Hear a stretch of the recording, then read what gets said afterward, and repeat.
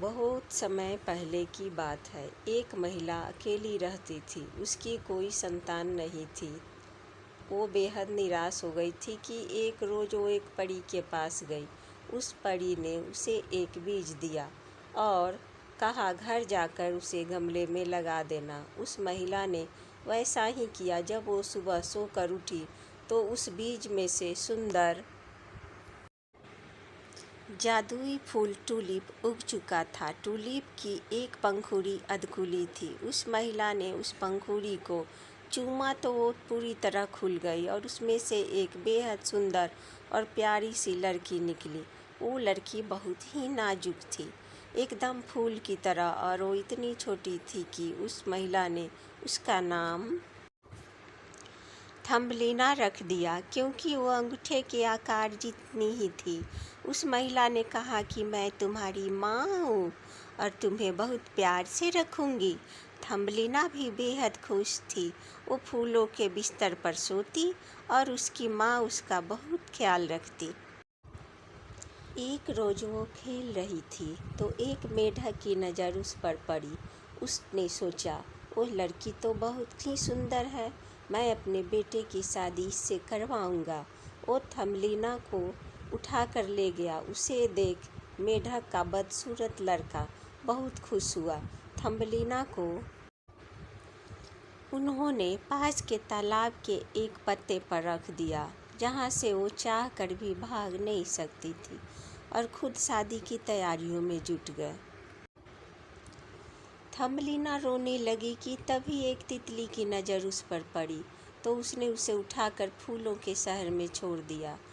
तितली थम्बलीना के लिए कुछ खाने का इंतजाम करने गई थी और इतने में ही एक काले झिंगुर ने उसे देखा और उसकी खूबसूरती पर फिदा हो गया। लेकिन थम्बलीना ने उसे कहा कि हम लोग बहुत ही अलग प्राणी है। झिंगुर के दोस्तों ने भी कहा कि ये तो बहुत ही अजीब है, ये हमारी तरह सुंदर नहीं है। तो उन्होंने थम्बलीना को छोड़ दिया। थम्बलीना घर जाने का रास्ता ढूंढ रही थी और जंगल में भटकते भटकते वो एक बिल के पास पहुंची। बिल की मालकिन एक बूढ़ी चूहिया थी। उस चूहिया ने थम्बलीना को आसरा दिया, लेकिन बदले में उसे घर के सारे काम करने को कहा। साथ ही एक और शर्त रखी कि चाय के समय थम्बलीना को उसे और उसके पड़ोसी चूहे मिस्टर मोल को कहानी भी सुनानी होगी। इतने में वो पड़ोसी चूहा मिस्टर मोल आया और उसने थम्बलीना को देखा। थम्बलीना पर उसका दिल आ गया। मिस्टर मोल ने बूढ़ी चूहिया को कहा कि उन्हें एक नया घर देखने चलना है, तो वो थम्बलीना को भी साथ लेकर चल दिए। रास्ते में थम्बलीना ने देखा कि एक चिड़िया घायल अवस्था में बेहोश पड़ी है। थम्बलीना ने उसकी मदद करनी चाहिए तो दोनों चूहों ने कहा कि इसे मरने दो, इसकी क्या मदद करोगी। पर थम्बलीना का दिल न माना। उसने चिड़िया को खाना खिलाया, पानी पिलाया, उसके घाव पर रोज मरहम लगाती। एक दिन मिस्टर मोल ने अपने दिल की बात बूढ़ी चूहिया को कही कि वो थम्बलीना से शादी करना चाहता है, तो वो बेहद खुश हुई। थम्बलीना को जब यह बात पता चली तो उसने साफ इनकार कर दिया, लेकिन चूहिया न मानी। तब थम्बलीना ने कहा कि ठीक है, लेकिन एक आखिरी बार मुझे घायल चिड़िया से मिलना है।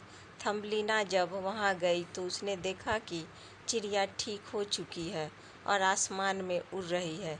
चिड़िया ने थम्बलीना से कहा कि वो जल्दी से उसके पीठ पर बैठ जाए ताकि वो उसे यहाँ से दूर ले जा सके। थम्बलीना ने वैसा ही किया।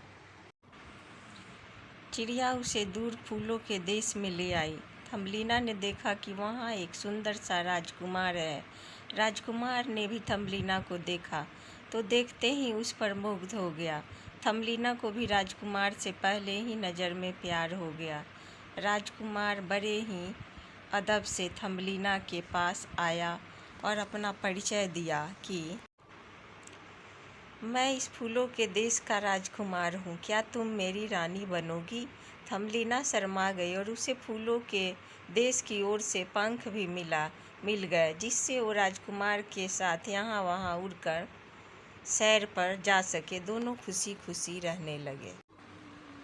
सीख कर भला तो हो भला। थमलीना का मन बहुत ही भावुक और प्यारा था, इसलिए इतनी परेशानियों के बावजूद वो अपने मुकाम तक पहुंची।